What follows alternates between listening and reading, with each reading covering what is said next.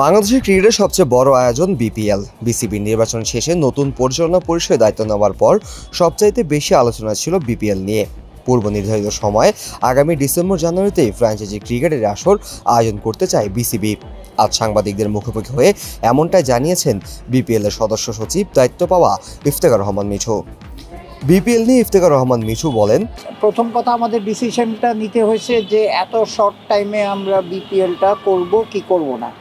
So first thing হচ্ছে যেটা I am delighted to announce যে আমরা বিপিএল সেদিনও লাস্ট প্রেস কনফারেন্স বলেছি যে board has decided to hold the BPL.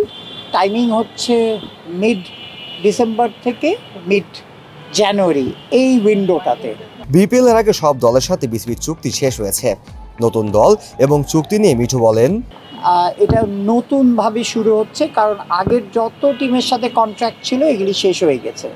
So এখন যেটা হচ্ছে যে আমাদের এই কালকে ইউআইটা আসবে কাগজে। আর এখানে যেটা হয়েছে যে আমরা যেটা এবার ইউআইতে করেছি যে 10টা রিজনের বলেছি নাম।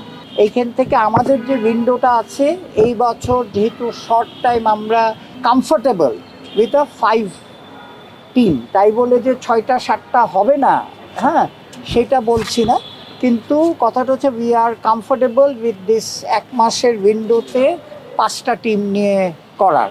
সো আমাদের প্রায়োরিটি হচ্ছে যে প্রথম 5টা টিম। এবারের বিপিএল এর আয়োজক হিসেবে থাকবে আইএমজির কার্যক্রম নিয়ে জানতে চাইলে মিঠু বলেন, আইএমজির সাথে কিন্তু কথা আগিয়ে যাচ্ছে। এটা যে হচ্ছে তারা বলেছে অনেক জায়গায় দেখলাম কাগজে যে আইএমজি নট ইন্টারেস্টেড টু মানে অ্যাসিস্ট আস বা এটা কিন্তু ভুল কথা। তাদের সাথে আমাদের কন্ট্রাক্টটা অলমোস্ট দেয়ার, সেই নেক্সট কয়েকদিনেই সই হয়ে যাবে এবং দে আর অন বোর্ড। অ্যান্ড হয়তো পরিসরটা যেহেতু এবার ভেরি শর্ট, এই পরিসরটা হয়তো কম হবে, কিন্তু they are on board, we are starting very quickly.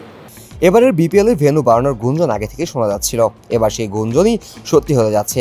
Dhaka, Sylhet, চিটাগাংয়ের পাশাপাশি আরও একটি ভেন্যু যোগ হওয়ার বিষয়ে ইফতেখার রহমান মিঠু বলেন, একটা ভেন্যু বাড়ানোর চিন্তা হচ্ছে।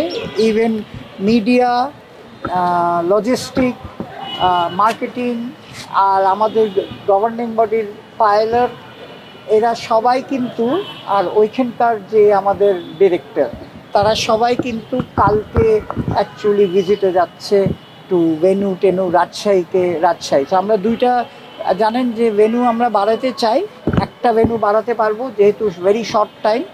এখন এটার পরে আমরা বরিশাল ভিজিট করব, তখন ঢাকা, চিটাগং, সিলেটের সাথে যে কোনো একটা ভেন্যু অ্যাড হবে। এবার নির্ধারিত সময় বিপিএল অনুষ্ঠিত হতে চলেছে, কিন্তু এই বিপিএল এর অনেক চ্যালেঞ্জ রয়েছে বিসিবির জন্য। এখন দেখার বিষয় বিসিবি কি পারবে সকল বাধা পেরিয়ে সুষ্ঠুভাবে বিপিএল আয়োজন করতে।